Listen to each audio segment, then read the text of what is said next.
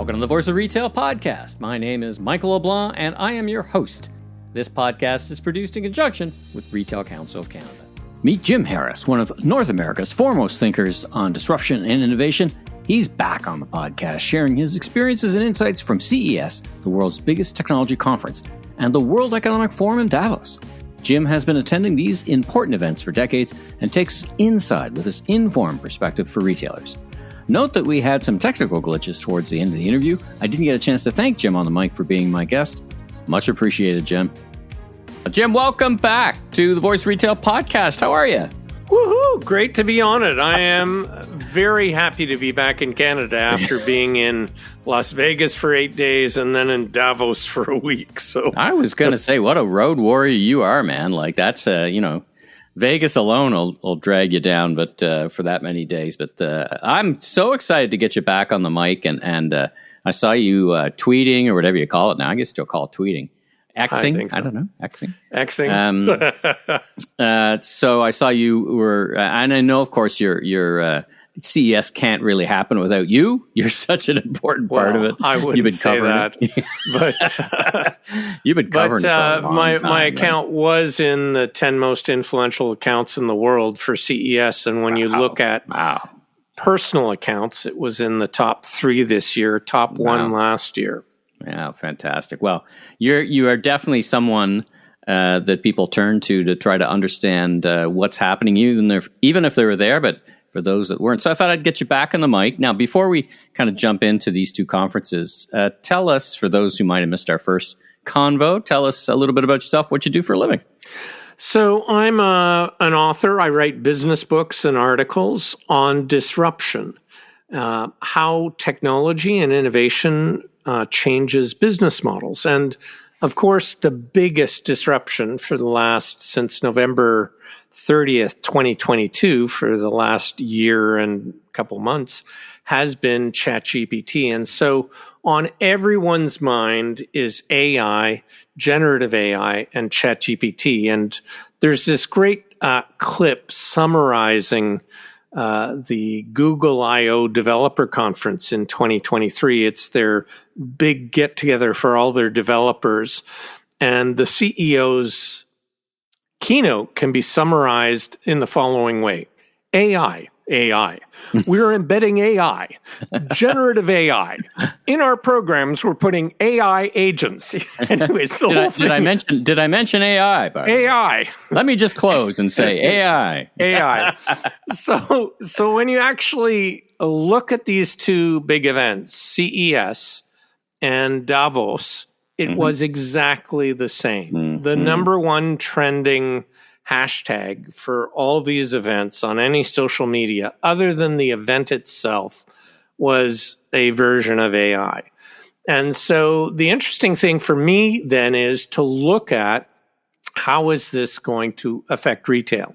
And I don't know if you've seen her, but one of the things that blew me away is there is a 25-year-old pink-haired AI-generated influencer called Aitana Lopez. She was created by an agency in Barcelona, Spain, and she has 272,000 followers on Instagram. She's not a real person, but they made her up. And she is, they gave her a character. She's strong and a determined woman, passionate Scorpio, pink hair, and she loves fitness. And brands like Victoria's Secret and Guess are paying this agency 1,000 euros per post on Instagram. Well, I guess it's certainly a safe play. Likely, maybe not yet. She can't go off and, go to a nightclub and make saucy pictures. And so it's good brand protection, I suppose. Exactly. All the saucy pictures are on her Instagram. And every time I go back to her Instagram, it's grown by another 20,000 followers. Come on. So it's fascinating. But are they bots, Jim? Are they bots following bots? That's an interesting question. Is it AI? Well, I mean, since Elon bought Twitter, the number of bots has been hammered down. So that's a good thing. Yeah. But this for me is really interesting about influence and retail. And obviously, these brands like Guess and Victoria's Secrets are willing to experiment with something new. And they're probably getting an amazing ROI on the posts because it's something that's interesting and fascinating. So you can go to Instagram and follow her. It's AITANA. So when I go to Mobile World Congress at the end of February, March, I'm going to reach out in advance and perhaps interview the team at the Clueless agency that created her, and just, it'll be an interesting discussion. You've been on the road, as you said, these two big mega conferences. Before we get there, I want to talk about tradecraft. So, I do talk to people, maybe some younger, some not so younger, who say, like, I don't need to go to conferences anymore. There's so much content online. Listen, I can find mostly everything online. Even the conferences sometimes put stuff online. They get people like you tweeting, I feel like I'm there. Why do you go to conferences? Would you recommend people actually go get through the heavy lifting and go to these events? Well, I understand that sentiment. For instance, today I'll talk about the keynote from the Intel CEO at CES. And so some of the content you can actually get to see. But I go to these events because the people you meet, the conversations you have that are not publicly available are profound. So I learned so much by going to these events. Yes, they're exhausting, but the upside, I get my 10,000 steps every day in. I take really comfy sneakers not for lack or of that. shoes with good support insoles. And not just because of you have, I would say, an access that few listeners would have. But I my experience, I have a little bit of that access, but my experience just talking to your fellow travelers, your fellow conference goers and certain things, these kind of unincidental or incidental contacts. Would you agree? Would you concur? Absolutely. Like, you really never know who you're standing next to. So I'm in Davos, standing in a lineup to get my badge, my security badge. And I'm standing next to a guy who is running to be president of Lebanon. So for 20 minutes, we end up having a fascinating discussion.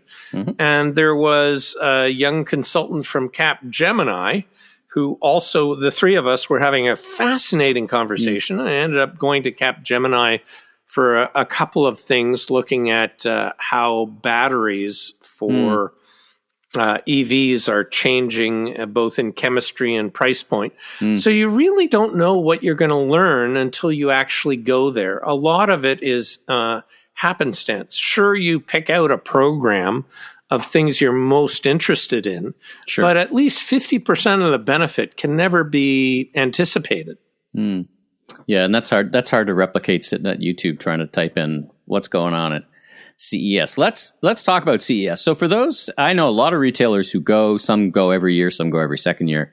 But for those listeners that might not know CES, just for a few seconds, talk about the scope and scale and intent of that conference. So it's the most influential tech event in the world. There were 135,000 participants this year, 4,000 exhibitors in 2.5 million square feet of show floor space. You just cannot see everything. So even though I was there for 8 days, which is a heck of a long time, I only saw a tiny, tiny fraction of it all. So, and part of that also is, there's keynotes, there's displays, there's a lot that goes on. So let's talk about CES and what your observations were. I noted that CEO of Walmart, Doug McMillon, was on the stage, had a special guest. CEO of Microsoft came out, made a bit of a splash. But in general, I'm not sure if you had the chance to listen to that one. But in general, what are your kind of key takeaways coming out of CES this year? So if you think way back when Bill Gates was CEO of Microsoft, he came out with a slogan, information at your fingertips. This is like 93, 95, something like that. Right. Well, now Satya, when he was on stage at the Walmart keynote, was saying, really, it's intelligence at your fingertips. It's insight at your fingertips, because Microsoft, which now owns 49% of OpenAI, which is the entity backing ChatGPT, is embedding AI called Copilot in every single one of its products. So you can, if you're a Microsoft 365 subscriber, have it begin to analyze your data, whether it's in a spreadsheet, if you're a retailer, on monthly sales, highlight trends for you. It can also help you in replying to emails, crafting emails for you in your own voice. Mm-hmm. So we're seeing applications that we've never seen before. This is a revolution that is going to be bigger than the web revolution of 1993. And it's far, far faster. It's coming at us faster. So this, the revelation wasn't in the Walmart keynote, right, but it's really, this is why everyone's talking about AI. There was another keynote from the CEO of Intel who said, we're seeing productivity gains of 10, 100, 1,000, 10,000x. And I thought, oh my God, is he, overstating the case a little? And so I've been reflecting on this for the last few days. And 10x, we're seeing Cathie Wood, who's ARK Invest on Wall Street, saying companies that use AI and people for coding, like computer coding, programming, are going to see a 10x increase in productivity by 2030. Okay, there's our base case of 10x. Yeah. Then in Davos, I put it to a panel on AI. How are these tools impacting advertising? And one woman said, in advertising back in the 80s, 90s, we used to draw ads by hand. Think about Mad Men, we had boards and stuff. Well, now, we used to take a whole week to get 5 different possible ads for a client. Sketched on boards, but now using Mid-Journey and for the copy ChatGPT or an equivalent system, we can have 5 of those done in 2 hours. And when you look at that, that's a 500x increase in productivity. Okay, that's kind of a mid-use case on productivity with AI. But then that 10,000 one seems really far out. The favorite conference for me is something called NextMed. It's all about the future of medicine. And this past year, when I was at NextMed, there was a presenter who was saying a PhD student in medicine will spend a whole year studying the interactions of a single protein with every other protein in the human body to understand potential triggers for cancer. Well, they've taken AI and done all that work, and we get back 644 million years of PhD work on these protein interactions. And now PhDs don't have to study that. They now look at the output and say, okay, when can we identify cancer at stage 0? And so there you have a 644 million X increase in productivity. So the CEO of Intel, his 10, 100, 1,000, 10,000 actually holds true. Now, in the advertiser's point of view, she said, when you actually take something that used to take you a week and you now do it in 2 hours, you're going to give the client maybe 7 choices, not 5. In other words, some of that productivity that we get, we'll just reinvest back into higher quality outputs to present to the client. In other words, all the gains are not going to come back to us. And this is just one part of the value chain. In other words, we still have to book we have to have a meeting with the client. We have to get approval. Sure. We still have to book the ad space, whether it's in print, radio, or or on television, or whether it's digital with, ads online. So it doesn't change the entire process, but parts of this process can have a 500x improvement in productivity. So we're really going to see an explosion of use cases around AI in retailing, in advertising, in marketing. And I start to think about AI these days, particularly with ChatGPT and Midjourney, as kind of the way I was thinking about things like platforms like Shopify. In other words, when I first started doing e-commerce, it was $1 million to take a credit card online, it was really hard to do just the pipe. It was really hard just to connect the pipes and just take a credit card. Now that's a long distant memory now. That's a snap of the finger. Anybody can do that. So it's kind of a leveling of the playing field. Are you thinking this? I'm thinking the same way a little bit about AI in that you don't need to be the size of a Walmart as an entity to take advantage of the benefits. Are you thinking of it the same way, that it can be a leveling of the playing field, and then who's fast and nimble can also win? Yes, I believe that's the case. So I'm going to say both yes and no. So for this next statistic blows me away. More than 99% of Canadian companies are SMEs, small and medium-sized enterprises. Medium is defined under 500 people, small under 100 people. So our economy is really driven by SMEs, and yet it's the large companies that get all the focus. Large companies have the budgets to have their own AI data scientist, right? And if you look at the starting salaries of some data scientists, it's especially around the AI, it's like $250,000 plus stock options and so on. So small and medium-sized businesses can't afford that. But to your point, these new tools like Midjourney, like ChatGPT and others like it, lower the barriers to entry. It levels the playing field. And so if you have a forward-looking company that you work for, you can begin using these tools. But the people in the organization need training. This was one really fascinating insight. When you talk to CEOs or C-suite, they believe 40% of our people need training on these tools within 5 years. But when you talk to people in the organization, they say 97% of us believe we need it right now. Right. So, people tend to be scared of that which they don't know, and a little bit hesitant. People need to start playing with these tools right away.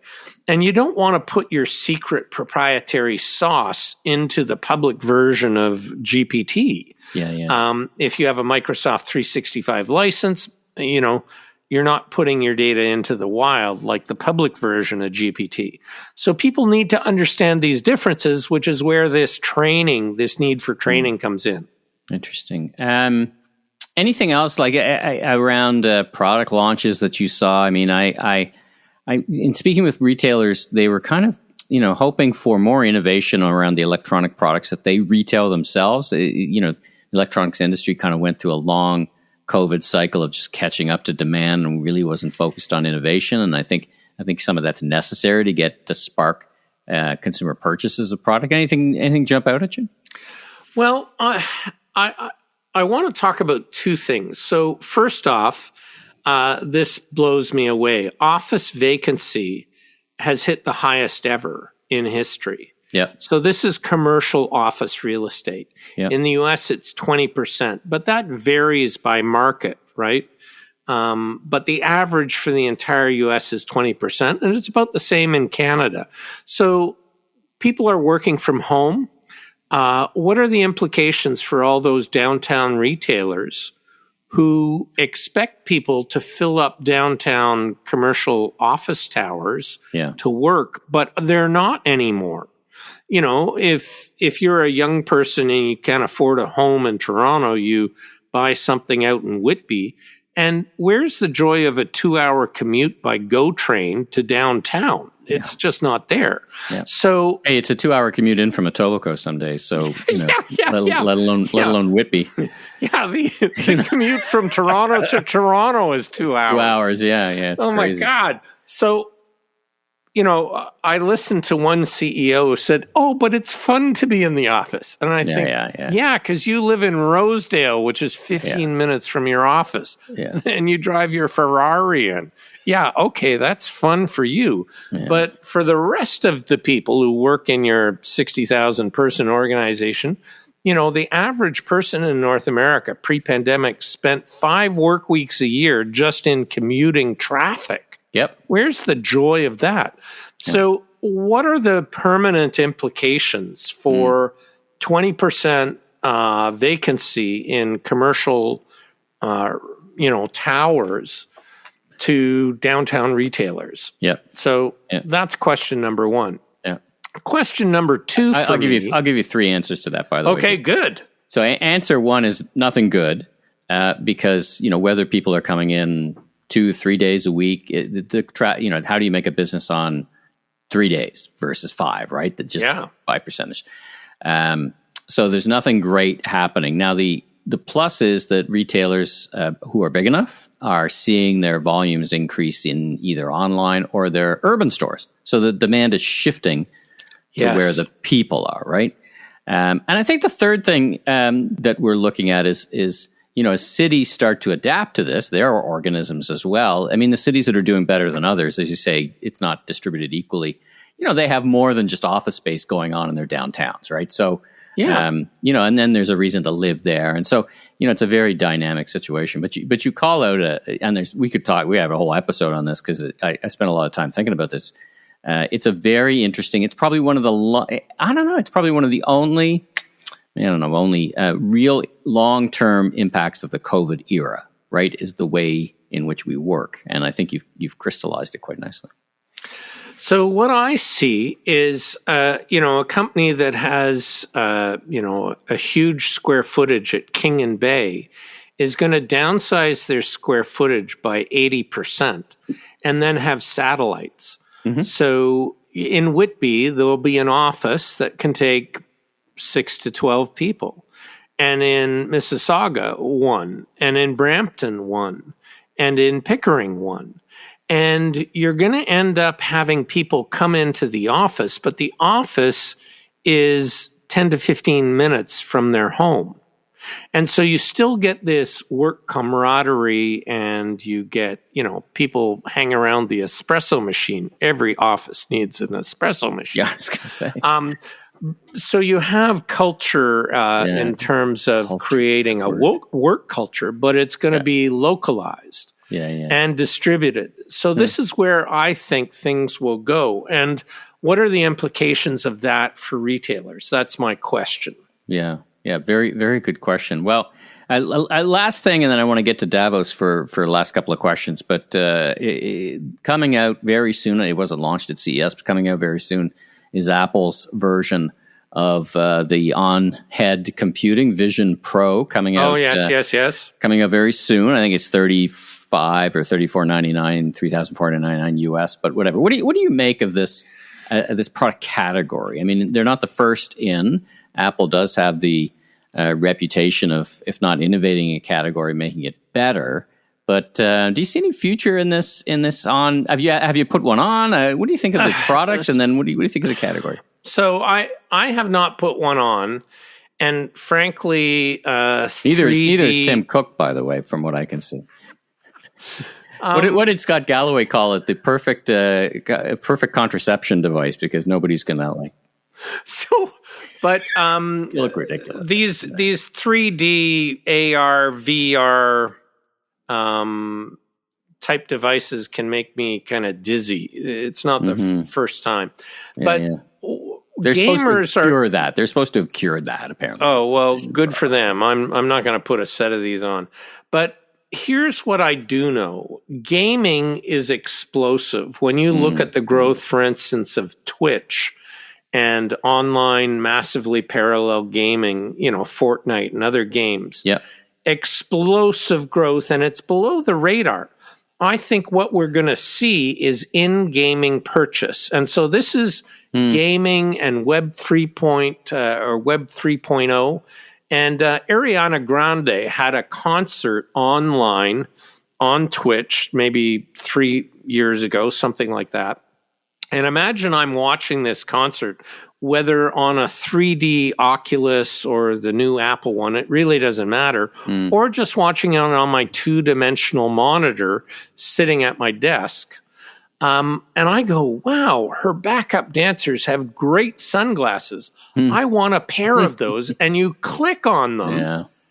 And in the metaverse, it takes you to a retailer who's sponsoring the Ariana Grande concert, and you buy them. So we're going to see in-game purchases in retailing.